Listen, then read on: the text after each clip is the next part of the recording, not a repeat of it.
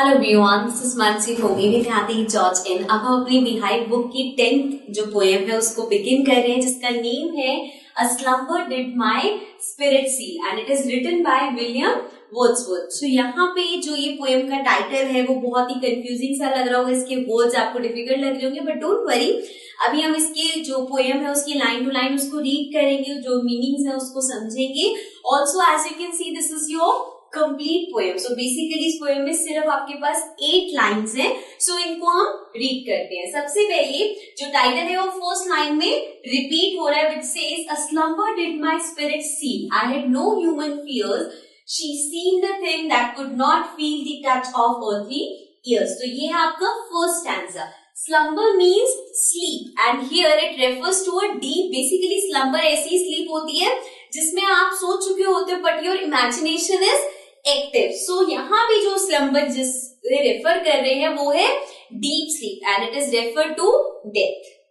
Did my spirit, spirit means soul, जो हमारा soul होता है उसको स्पिरिट कहा गया है। Seal means to close firmly, basically जब हम किसी को अच्छे से बंद कर देते हैं उसको हम बोलते हैं सील कर देना, correct. So a slumber did my spirit seal, so एक बहुत गहरी नींद ने मेरी जो स्पिरिट है, मेरा जो सोल है उसको सील कर दिया। सो अभी किसकी गहरी नींद की बात हो रही है, let's see. I had no human fears, so the writer is saying मेरे को कोई भी ह्यूमन फियर्स नहीं थे, जैसे ह्यूमंस को यूजुअली डेथ का फियर होता है या कुछ भी XYZ फियर्स होते हैं, तो उनको ऐसा कोई फियर नहीं था। She scene the thing that could not feel the touch of earthly years.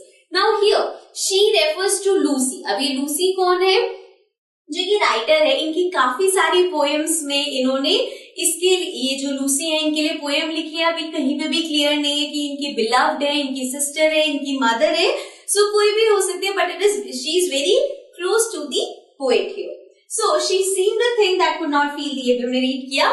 सो वो कहते हैं कि मुझे वो ऐसा लगता था कि जो अर्थली ईयर्स है उससे उसको कोई इफेक्ट नहीं पड़ रहा, मतलब उसकी एज बढ़ती हुई मुझे नहीं दिख रही थी, या कभी वो मुझे छोड़ के जा सकते हैं या उसकी डेथ हो सकती है, ऐसा मैंने कभी इमेजिन भी नहीं किया था, ऐसा कोई फियर मुझे नहीं था। जैसे उन्होंने बोला ना I had no human fear, तो मुझे ऐसा कोई फियर नहीं था that I could be separated from this person, जिसके लिए भी उन्होंने ये लिखा है। सो वो बताते हैं कि वो ऐसा लगता था कि जो भी अर्थली ईयर्स है उसको उससे कुछ भी फील नहीं होगा, राइट। सो ये था फर्स्ट स्टैंजा। अब सेकंड स्टैंजा में, बिकॉज लूसी जो है now she is dead, so now the poet says no motion has she now, no force, she neither hears nor sees. So now the poet is saying no more. Now of course if someone is dead, अगर वो मर गए हैं तो कोई motion नहीं है, कोई मूवमेंट नहीं होगा, तो motion means the movement, so there is no movement. No force means कोई उनके अंदर ताकत नहीं है। अब she neither hears nor sees, ना तो वो सुन सकती है ना ही वो कुछ देख सकती है।